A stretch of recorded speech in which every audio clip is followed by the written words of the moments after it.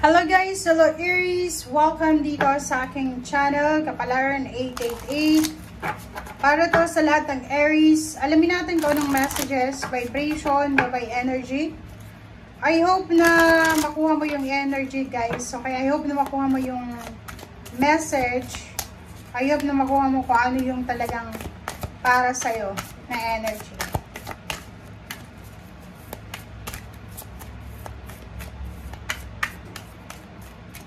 Okay, Aries, Aries, Aries. Tingnan natin.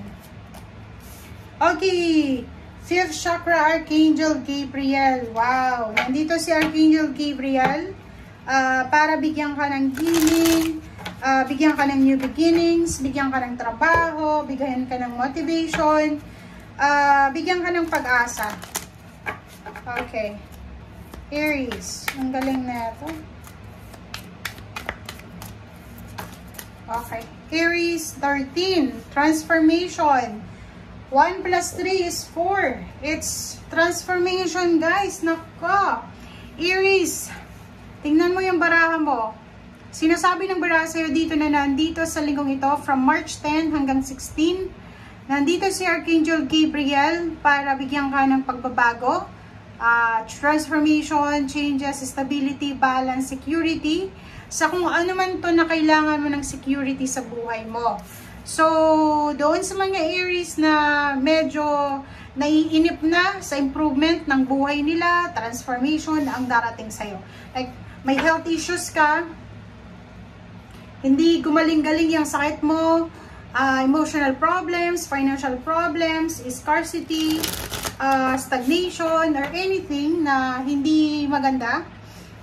Sinasabi sa'yo dito ng baraha na huwag kang mag-alala Aries dahil mayroong darating sa'yo simula sa linggong ito na pwedeng magdala ng balanse.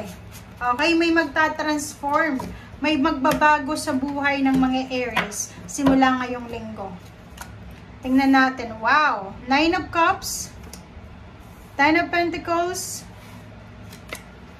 Page of Pentacles, 2 of Pentacles. Okay, Aries. Congratulations sa'yo Congratulations sa mga Aries kasi kung makikita mo dito, sinasabi sa'yo na may Page of Pentacles. So, merong good news na posibleng darating sa buhay mo. Sa pamilya mo sa linggong ito, ang good news na to is tungkol sa pagkakaroon ng balanse. So, pwedeng makatanggap ka ng balita na yung magulang mo na-promote sa trabaho, kapatid mo na-promote sa trabaho, may kapamilya ka palang sobrang yaman. So, nakikita ko sa'yo dito na may Aries dito na posibleng magkakaroon ng new beginnings, financial stability and balance, security sa linggong ito, simula sa linggong ito.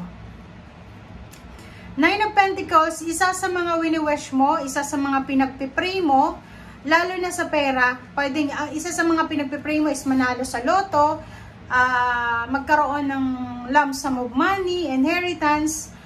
Yung 10 of Pentacles kasi is parang matagal mo itong hinintay Matagal mong hinintay, matagal mong pinagtiyagaan, pinag-ipunan, parang ganon. So, it's a fulfillment siya. So, parang sinasabi na yung pinapangarap natin sa pera, yung pinapangarap natin na financial stabilities para sa pamilya natin ay naandito na. Okay. Diba? The Star. So, yung The Star na to, nagsasabi sa'yo Aries na punong-puno ka ng pag-asa sa linggong ito. Siguro marami kang pinagdaanan na hindi maganda sa buhay mo na pinagsisisihan mo sa ngayon. But simula this month, simula this week also, nakikita ko yung recovery. Parang nare-realize mo na hindi pa huli ang lahat. Marirealize mo sa linggong ito na hindi ka pa dapat sumuko. Dapat magkaroon ka ng sobra-sobrang trust sa sarili mo. 9 of Pentacles, 99 siya So sinasabi sa'yo dito, near to completion. So, ngayong linggong ito, sinasabi sa'yo na financially, emotionally, you're near to completion. Financially, yun nga sabi ko sa'yo, mayroong mga financial prosperity and abundance, financial openings, financial blessing na pwedeng dumating sa'yo. And emotionally, maraming mga kapamilya ka na pwedeng magkaroon ng, kumbaga, success and victory na pwedeng magdala sa'yo ng kaligayahan or sa buong pamilya. So, parang yung pera tsaka emotion ay connected sa linggong ito. Aries, Ace of Pentacles. Paki-comment sa comment section yung mga Aries na posibleng makatanggap kayo ng job offer.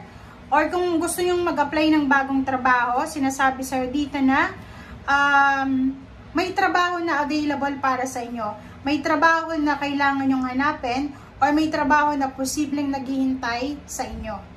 Okay, next is Ace of Pentacles, Ace of Swords. So, yun, plus sa ilalim niya, Nine of Swords, sinasabi, isang napakabilis, sobrang bilis, malakidlat na bilis ito na offer of job, financial offer.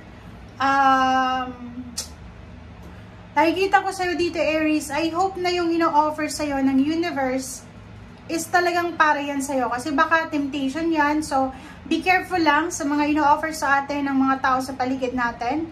I hope na it's legal, diba? Kasi malaking halagang pera to eh.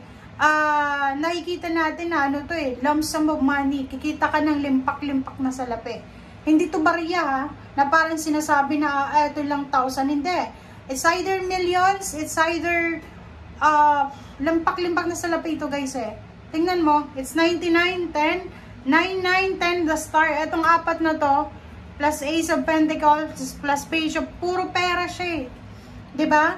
Puro good news sa usaping pera.